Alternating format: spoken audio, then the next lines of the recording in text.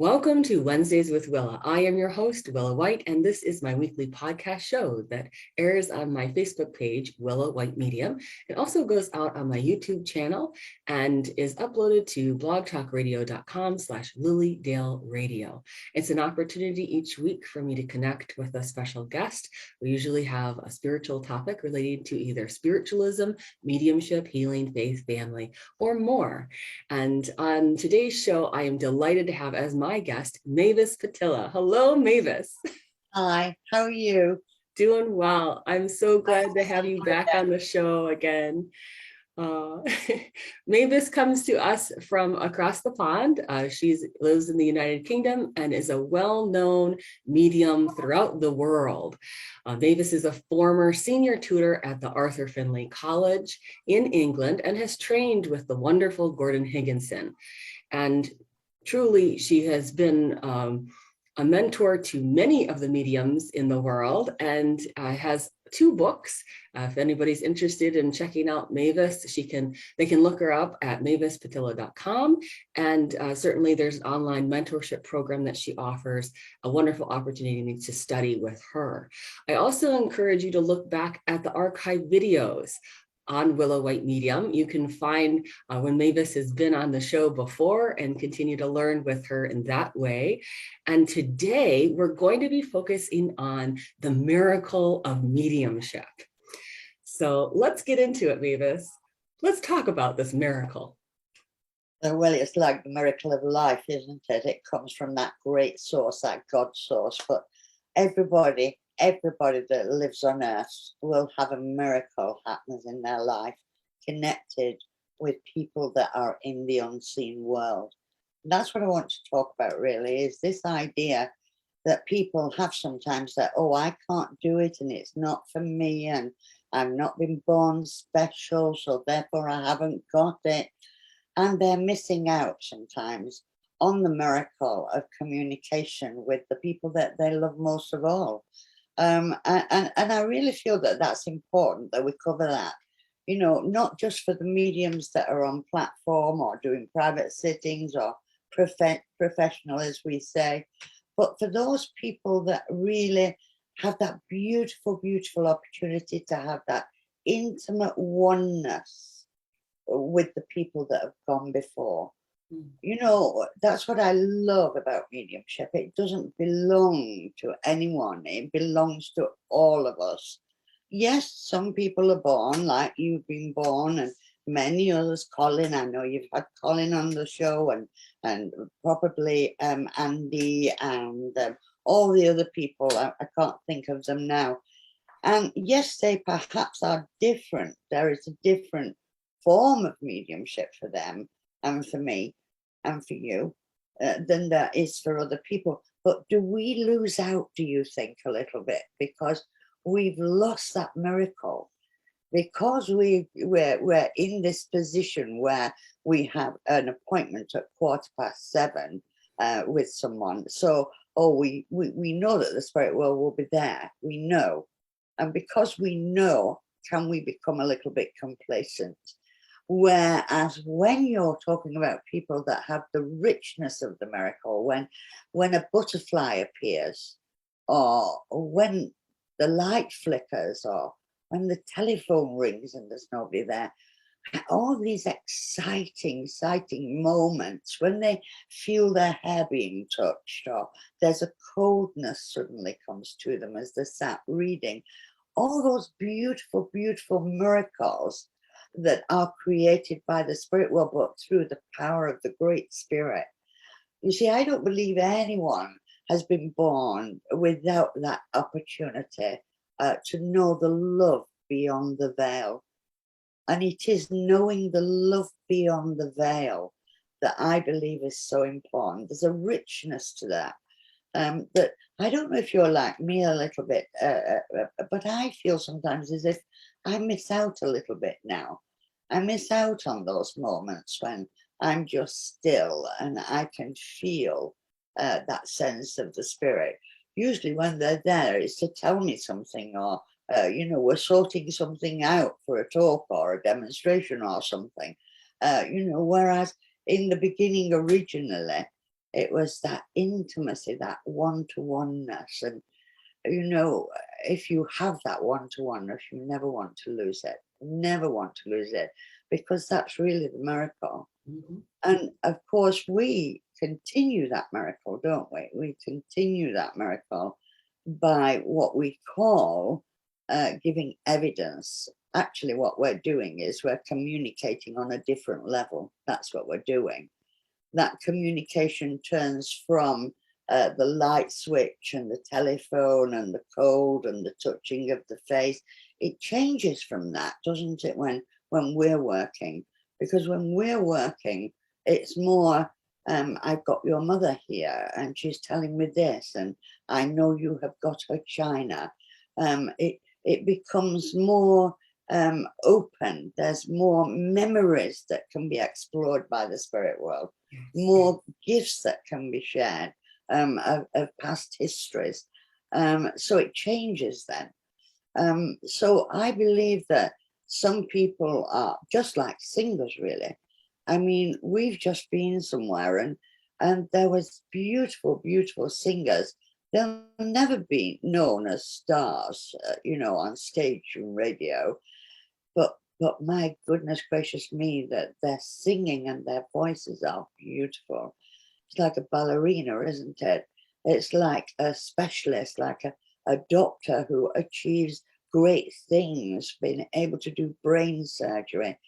There are people that come to do it in one manner, and there are others that come to do it in another.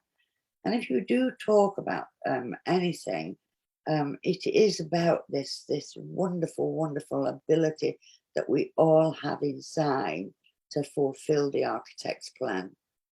And our architect's plan is just wonderful. So that's what I believe the miracle of mediumship's about. I also think that the depth of the understanding of the philosophical outpouring is so important, because there is a beautiful philosophy that comes from the world of the spirit. There's a beautiful healing that comes from the world of the spirit. So it's not all about mums and dads and grands and grandmas. There's so much more besides that. And I often hear mediums talking about, well, I gave this piece of evidence and I gave that piece of evidence and I got a name and I got an address.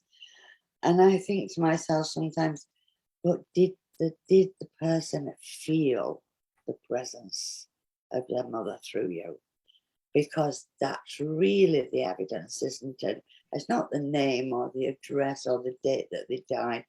Sometimes it's just being aware that your mother is there in the room with you. And as if the medium has opened up to such a degree that the presence of that mother can just influence the daughter or the son. I just think that again, it ignites that miracle again, rather than it just be evidence. I mean, I'm always saying to my group, you know, if I could get rid of the word evidence, I would, and I'd put communication in, because that's what we do. We communicate, don't we? Yes. That's what I love about it, you see.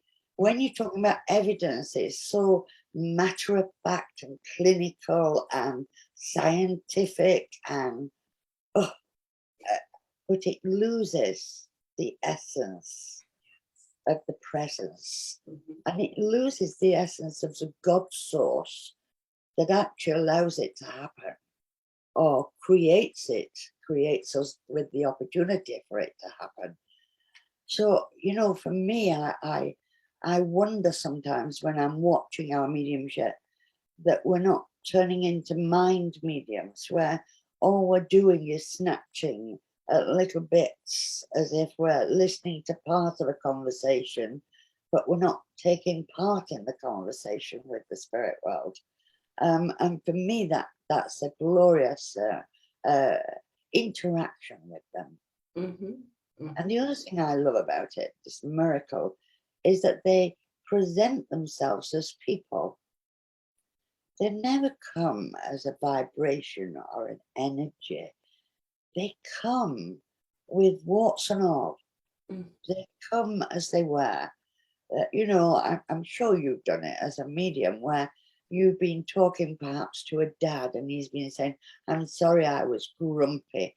And you can see his face going grumpy in your clairvoyant vision. You can actually see that feel of it that he had when he was on the earth, which really gives us that strong awareness that they are still people and that they have all their memories. Mhm. And that's what they want to share with us. And I love that part of it. I love that part of it. When you get that lovely feel of them coming in, and yeah, I was grumpy and I was bad tempered, and I'm glad they loved me anyway. I just love that feeling that comes with that evidence. If it is evidence, for me, it's communication through my being. And you know, that's it, isn't it? I'm sure you know what I mean. And I know any, exactly what you mean. Yes. any medium that's listening will be aware. It's like your whole being is there within that communication. Mhm. And you can't actually say that was good evidence or that was good evidence. What you say is that was brilliant because that was communication. And it becomes part and part of your soul's experience. That's how I see it. And that's what I love about the miracle of it. And you know, when you come off, you finish your work and you come off and you feel like a bottle of champagne, don't you? You're so high. It's the cheapest way to get a high, I think, because you're lifted by the two worlds and the soul is so, it's like you've released the soul from the prison and it's free, isn't it? And there aren't two worlds, there's just one world in that hour that you're spending with them. There's just that oneness. And for me, holding on to that memory of those miracle moments, because it doesn't happen every time, as you know. You never reach that high every time. I wish you did. I wish I could say that, you know, once you've got this, then it's going to happen every time you demonstrate or every time you give a reading to someone, you're going to feel like that. It doesn't always happen like that. And why doesn't it? Well, I think sometimes it's because of us. I think that perhaps for us, we're not ready for that upliftment. We don't release the soul's power enough. I think that that can be one. I think it can be the universe and the way it's operating at the time. But I also think that sometimes you can be working with people in the spirit world that really, well, they're trying you out. They're seeing whether you can do this. They're seeing whether it's true life continues after death and you can communicate with my loved one. I'm sure we have people like that sometimes that are in the spirit world, and my goodness gracious me, do they put us through the mill sometimes? Because of course they may not use clairsentience, they may be so scientific or anti-mediumship that for them to try it, well, let's stand here and see how this happens, see what takes place. But you know, even in that, it's a miracle. Even in that, it's a miracle that somebody in the world of the spirit loves somebody here so much that there is a chink in their armor and they're going to have a go. And I love that part of it too. And I love it afterwards, being able to say to them, so what did you think? And not to the person here, but to the person in the spirit world. Because of course, mediums can talk to the spirit world and say, how did it go for you? You know, I think sometimes it's not the pats on the back that we get from people here. It's the pats on the back that we get from the spirit world when they say, thank you very much. I loved working with you. I love blending with you. I love being with you. I love being in your presence. I honestly believe that those are the moments. Those are the moments of absolute joy, but absolute peace. And occasionally it happens when you've got the chink in the armor. All right. But I love it when they just say, well, I'll have another go with another medium and see what it's like with them. Okay. They do that too, don't they? Well, yeah, you were all right, but I'll have a go with somebody else. And I think that that is just the human nature side of them that has gone with them. You know, because we don't lose the human nature. And I wonder how many times you and I, for instance, have thought, oh, I wouldn't go to that medium again. She wasn't right for me. I'll go and try so and so. And it's the same with the people that come on courses, of course. You choose the people that you've got an affinity with. That's what you do. Because that's what the human element is. Yes. And that doesn't change when we're in the spirit world. And I think that's important too. I don't know what you think, but that's how I see it. Well, I do agree that in this miracle of mediumship, it is about bringing the essence of a spirit through. When you can really feel what it feels like to be them and convey that as much as possible to the client or the sitter, and that communication, the commentary they have about the people and situations around that client or sitter are part of the real-time communication and help assist the client and sitter in knowing that their loved one in spirit is with them, not just in the session, in this reading, in this message, but also checking in on them in their life in the here and the now. And then they get this look on their face, right? They get this look on the, oh, they do know that this happened. They do know I'm going through this. They do know that we're about to do such and such. And that's, for me, what true communication with spirit is all about. And it's a family reunion many times, and being able to help both sides communicate well. So I couldn't agree more. And I do feel that love and awe that you are talking about, I think that is what sustains me and keeps me very interested in being a medium going forward. Even though I've done this for decades now, right? Just as you have, it's what keeps us very interested. Well, it keeps us alive, doesn't it? Yes, yes. Because feel alive on every level. I mean, when you're in the power, and there's nothing like the power, and it's not just the power of the spirit world coming here, it's our own power. It's when we release that power, we start to feel that expansion. And it's the expansion of the soul, but you can feel it filtering through your body. And I know for myself, being someone who suffers with periodic pains, I can be in agony, and yet once that power is released within me, it's gone. Yes. And I'm there, and it's as if the healing that takes place while I'm working, it's the soul releasing the power of healing. It's the spirit world bringing the power of healing. And I'm so blessed in that moment. And there is a blessing. And I do believe that mediums of, who work for the public really do receive many, many blessings. I don't believe the spirit world can sort our problems out for us. I think we have to do that.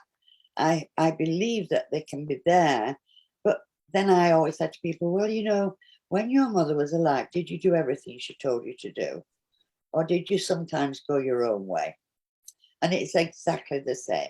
When the spirit world are working with us, and particularly I think in a one-to-one, when it's a good contact, if you've had a mother that was a matriarch and knew everything about you, she's going to be telling you, don't do that, don't do it. But there'll be part of you that thinks, well, thank you very much, mother, but I am. Okay. Because that's what we did when we was on the earth. That's what we did when they were here. And it is no different now.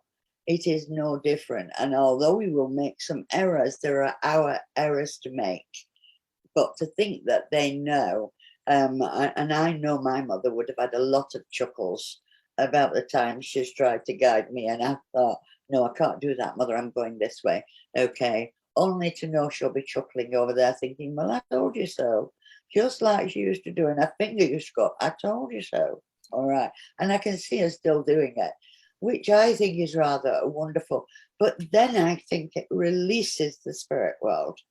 I think that they can come and they can give us their opinion and their ideas of what's going on, but they're not responsible for us in the same way as when they were parenting us. I think it's a different feel because they understand now. They understand. And I don't believe it hurts them when we take a different turning. I don't believe it hurts them at all. I think they'll all be like my mother thinking, oh my God, she'll be back next week saying I should have listened. Okay. And I think that that's the joy of it too for the spirit world, is that they can still give us their opinions and ideas, but we have to rule ourselves. And, you know, the conscious mind and our own self-will and our own self-government, when I get to the spirit world, I'm going to ask about that one because, you know, when the spirit world come and say, don't marry that sixth husband, just don't do it, okay? And I think to myself, yes, I am going to do, and it becomes an absolute disaster when I do. What's the purpose of that? What's the purpose of that conscious mind of mine that is so strong that it will deny the reasoning of my own soul, but also deny the reasoning of the spirit world? I sometimes find that's a bit complex, and as yet, I may have philosophical answers for you, but I don't know that I've got the right answer for you on that one. But because I know that that human being side is just there and is alive, and one day we'll understand why. One day somebody is going to sort that out when we get there. And I often think to myself, when we're in the spirit world, I wonder how much the conscious mind will still be in government, or whether when we go to the world of the spirit, whether the soul then has more opportunity of actually taking us forward. Now, for me, I hope it's the soul. If I'm honest, I believe it's the soul from what I hear from the great speakers in the spirit world, that the soul then becomes more, there is more of a responsibility to the listening of the soul when we're in the spirit world. I hope that's so, okay? But again, sometimes we have to think about it.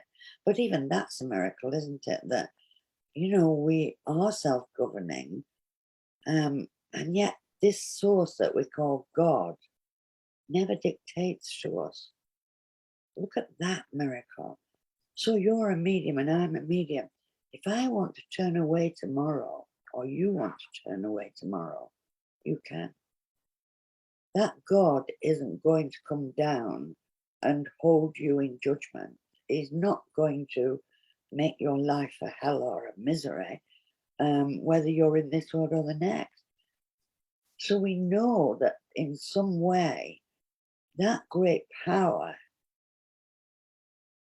makes sure that we have a freedom of thought and that we are always constantly challenged spiritually.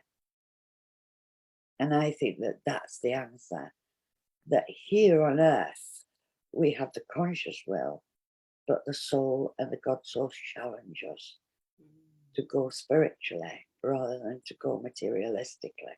Mm-hmm. I think that that's the answer to that. But even that's a miracle, that we have so much freedom to be who we are, because life itself and all its little bits and bods in it that make it up, it's like a great mosaic, isn't it? A great jigsaw puzzle, and it all comes together in the great source, in that great supreme intelligence side. And woven in that, we have the beautiful philosophical outpouring that comes from the soul, but also comes in from the world of the spirit. Always there, always trying to interact with us. Mediumship has changed over the years, and we've had to change with it, haven't we? From being on a platform or seeing people in person to actually doing it on screen. I don't know if you were like me, but I didn't like the idea of doing it on screen. I didn't feel that it was going to happen in the same way. I got the feeling that I'm cut off from your soul. So, I'm just looking at an image on a screen. It's not going to work. It's not going to work. And I didn't believe it would work. But with Jeannie at my side and the spirit world, slowly but surely, my conscious mind had to bow to the fact that no, the soul is not confined. And if you are on screen, you are still soul. And therefore, we are still all together in this oneness.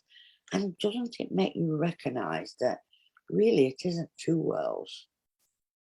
It's not two worlds, really. It's really only one soul world that we actually work with. And whether we're working psychically or mediumistically, it's that one soul world that you and I work with, that just that it's that vibration that's in the core of it, and yet it's hard to define. But that's what it is. So how did you feel at the beginning doing it on screen? Did you find it easy? So I had a bit of trepidation about that, but I had been doing phone readings for years. So I did that when I couldn't see or be next to anyone, just hear their voice over the phone. And that was very successful and no problem. So I thought, well, let's do this Zoom thing. And after the first one, I was just like, oh yeah, I can totally do this. There's no problem whatsoever, because spirit doesn't have the same kind of time and space restrictions that we seem to impose upon ourselves. And so it didn't end up being a problem for me, but I can understand how, we all have a little bit of trepidation when we're trying something new, when we're, trying to embrace using technology along with spirit. But it's the same with mediumship, isn't it? When you're trying something new, I can't do that. That isn't how I do it. This isn't what it is. And the conscious mind gets all tangled up and in a stress, doesn't it? Because goodness gracious me, I can't do that. Okay. And we limit, the conscious mind limits us, where the soul's saying, no, let me be free. I mean, I never did telephone readings, but you've got to remember when I came in, you had to walk half a mile to a telephone box. Okay, there was not telephone boxes in the house. Okay, I assure you, at the beginning of my journey. So that was a strange, different phenomena. What I do like about the ability of the spirit world is their ability to be in your home with you, where I can see them in your home with you, and yet they're here, and I can see them with me, and I can hear them with me, and I can communicate with them. I find that absolutely fascinating, that there's this interaction that really is beyond any scientific explanation. It really is. But it happens and it's real, isn't it? You must have witnessed it and been involved with it. Where you think, oh, I can see your mother stood at your side and she's brushing your hair. And you can hear her telling you that as if she's here in the room with you. And it's just amazing. What I love about Zoom as well, of course, is your smile.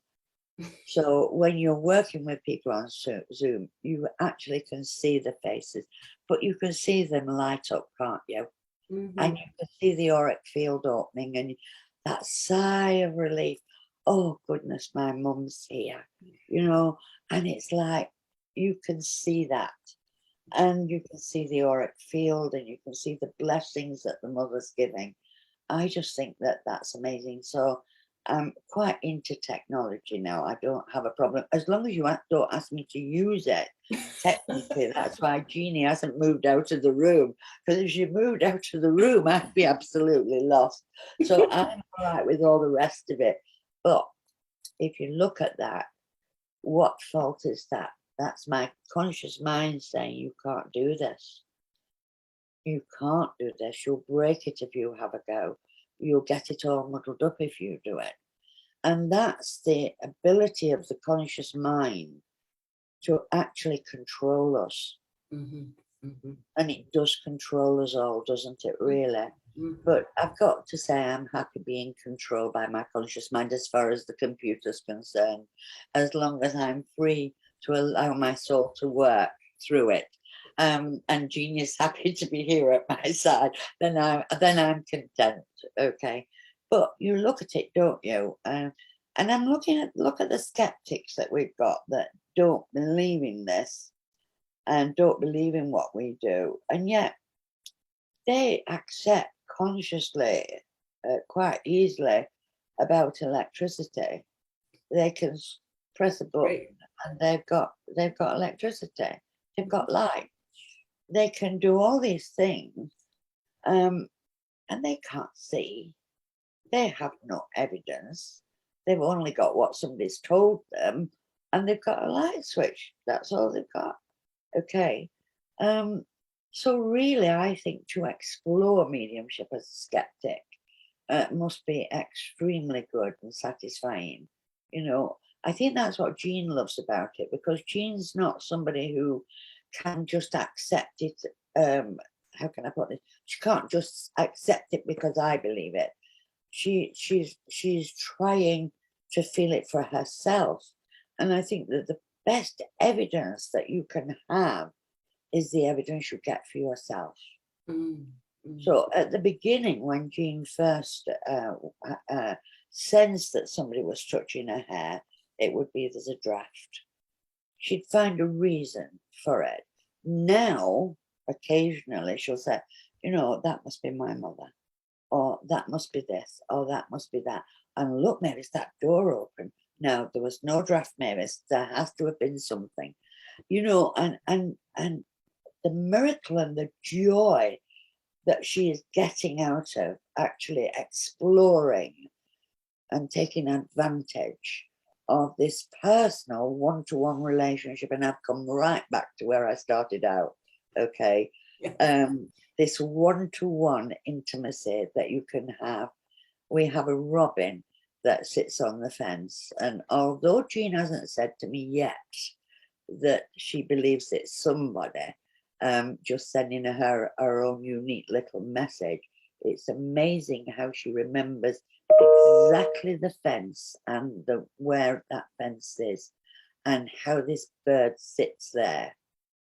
And I wonder how many people sense a robin, see a butterfly, feel a presence, are aware that there is something there, and the miracle that they're actually involved with, without even recognizing that God's got them by the hand and he's just taking them forward.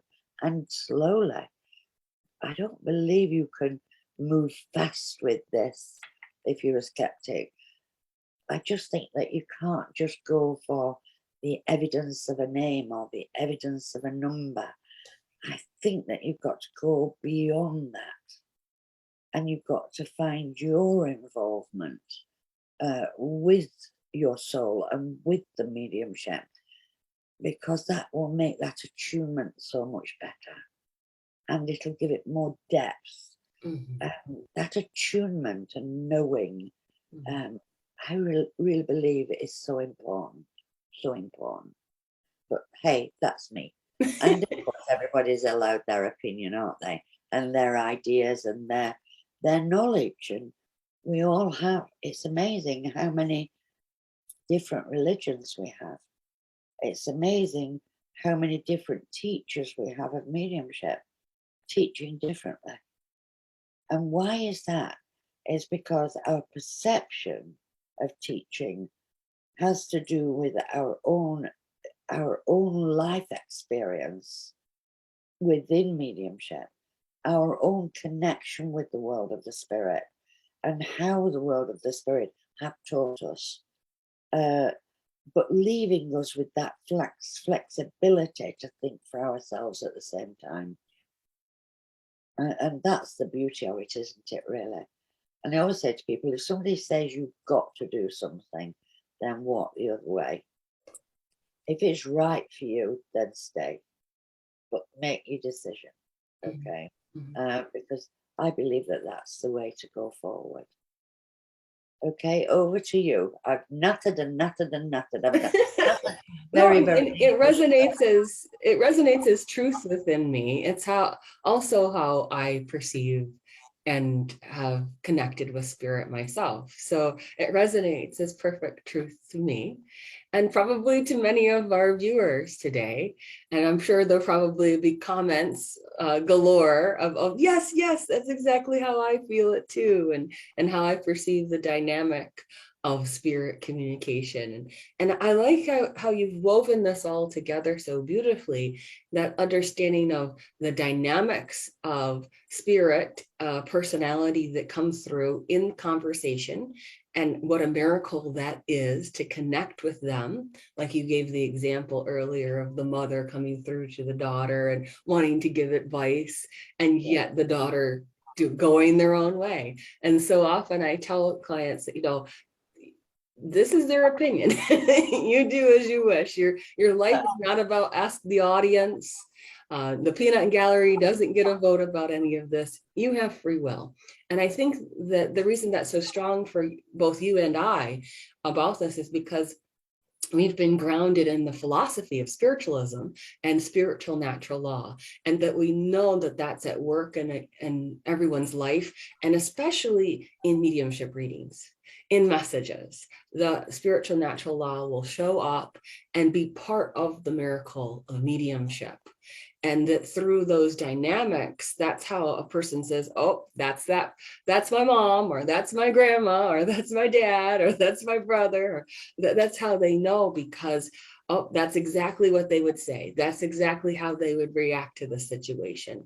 Because ultimately, those people in spirit are still them.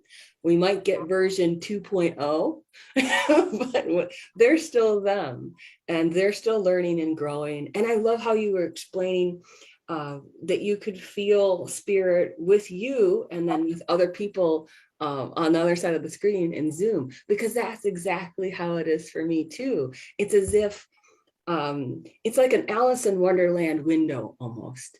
Yeah, absolutely. And so it's like we can go through almost like the portal, that this computer screen becomes almost like a portal through to make that possible and to make those links happen as well. That's where the soul world is, and we're in that soul world when that's taking place.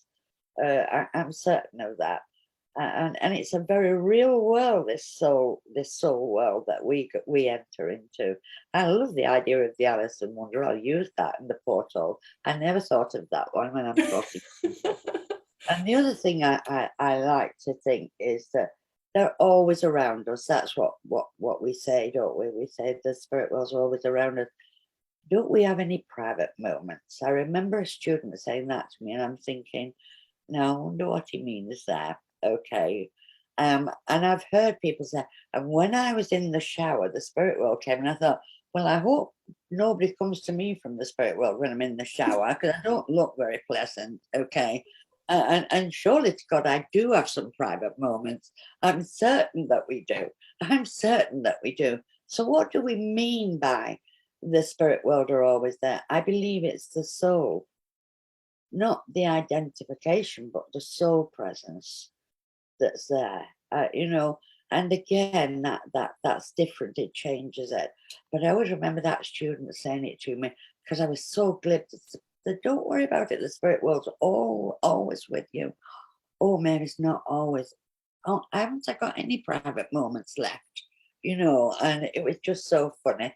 But I had to really think about it, because it was one of the things I was always saying, not recognizing that we're talking about that the intelligence of the spirit world, first of all, that they would not impose into private moments. That's number one. And number two, what we're talking about is this soul healing presence that's there, that surrounds us all the time. But that's not a person, that is a power. That is the great power. But I remember laughing at that. And when people say to me, well, and they come back to me for sittings every 3 months, every 12 months.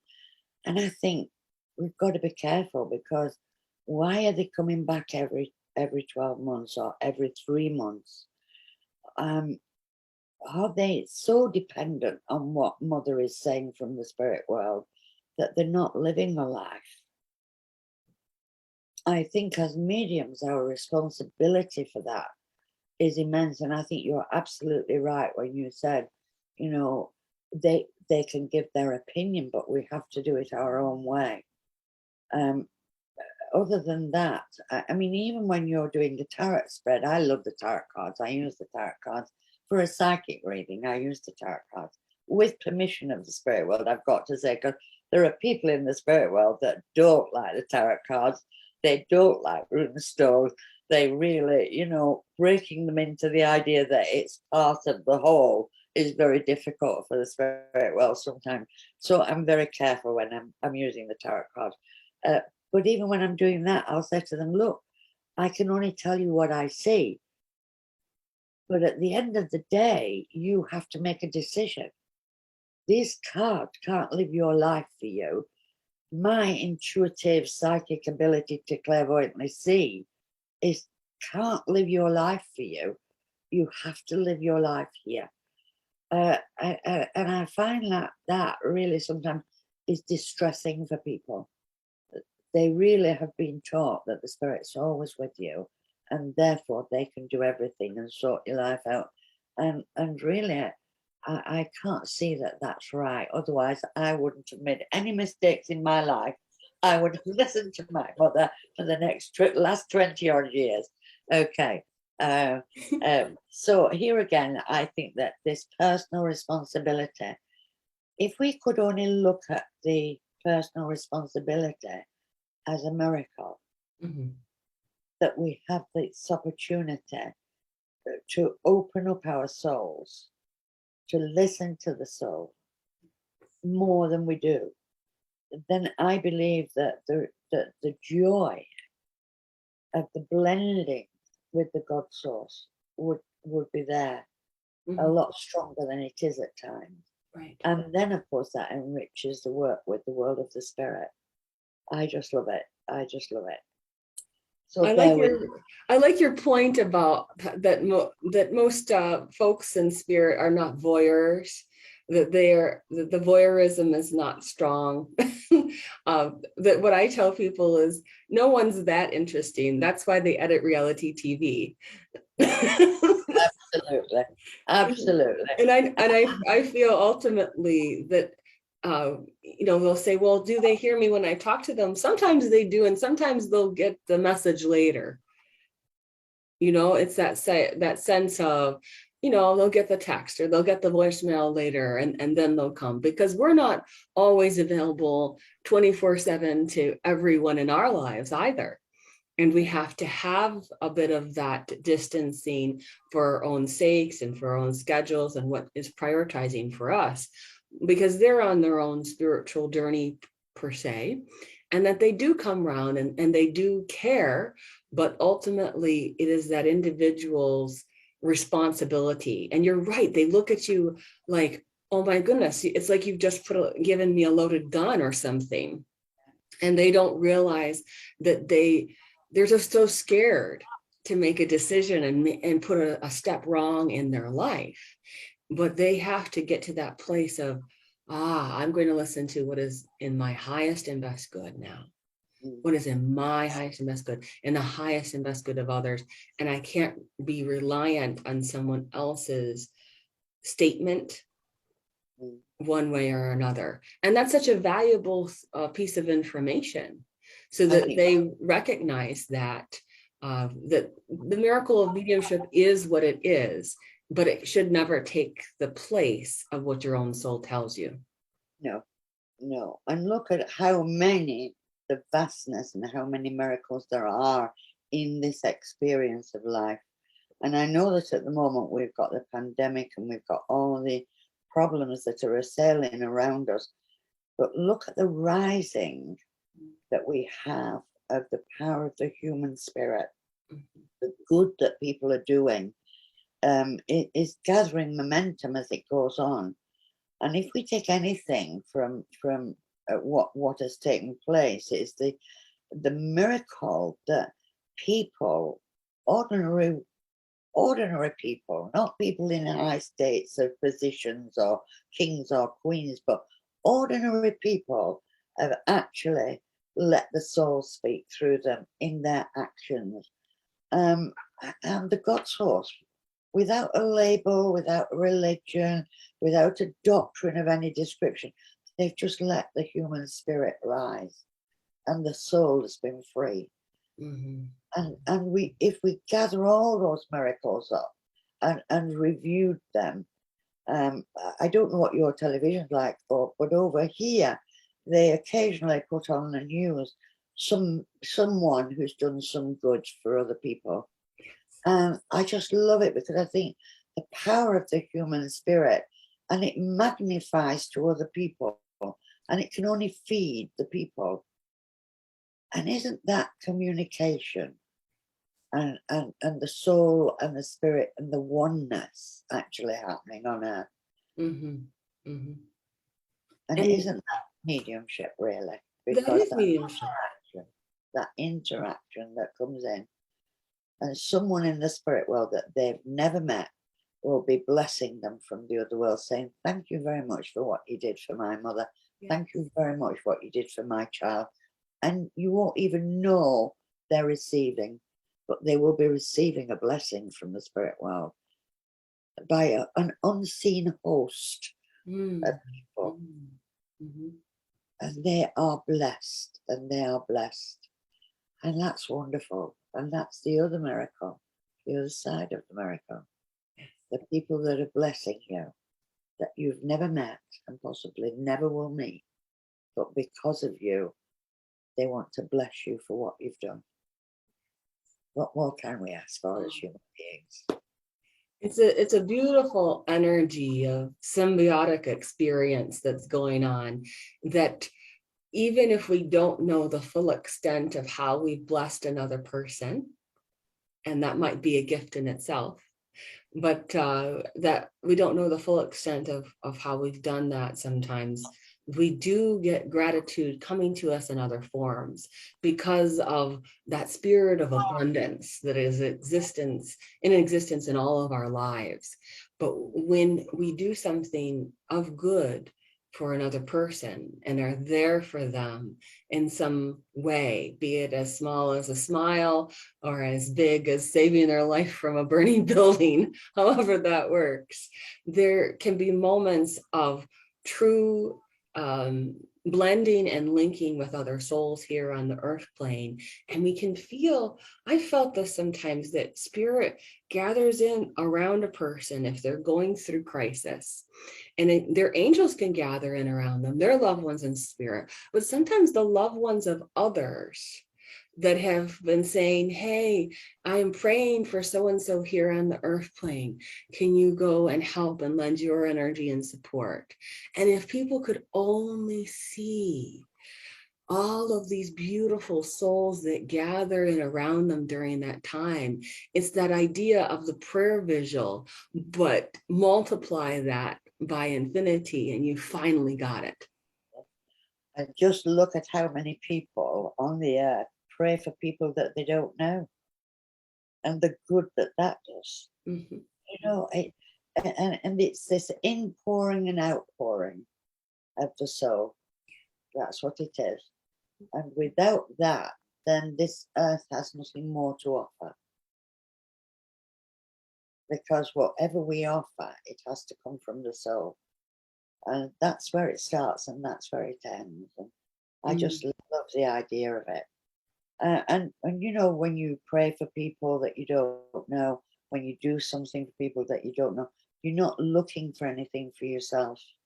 You're doing it because You want to do it, not because of the praise or the thanksgiving you're going to get from doing it.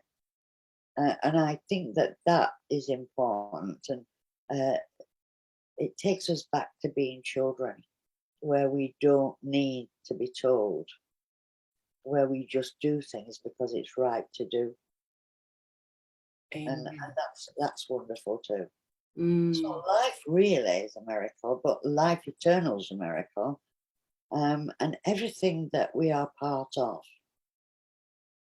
contained within the philosophical and mediumistic, really is so humbling and yet so rewarding. Yes. And does it matter that we haven't got all the answers? No, it doesn't. They'll come when we need them. They'll be there if we need them.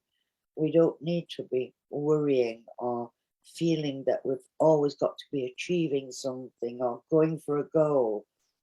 When we're happy to be ourselves, within our soul, then we're finding the true purpose of the miracle of life. And with that, I think we've come more or less at the end, unless somebody in the chat room wants to say something. Or whether the time has gone, I don't know. We appreciate so much you sharing about the miracle of mediumship today. It's been wonderful, Mavis. I'm so grateful that you were able to come back on the show again and share your thoughts about such a special understanding of the mediumship process and spirit communication, and also of the journey of the soul, which is such an important aspect of the mediumship work that we do. So thank you so much for being on the show today. Those of you who want to find out more about Mavis Pittilla can visit her website, mavispittilla.com, and tune in next week for Wednesdays with Willa, when I'll have another great guest and another great topic for you to enjoy here on Willa White Medium. And before I forget to mention, the February Monday Night Circles will be starting up soon, so you'll want to make sure you sign up for those if you want to join me and learn in a development circle style how to address your own mediumship abilities and to grow and cultivate them more. All right, everyone, have a beautiful week. Bye-bye, everyone. Thank you for having me. Thank you, thank you, thank you. Bye.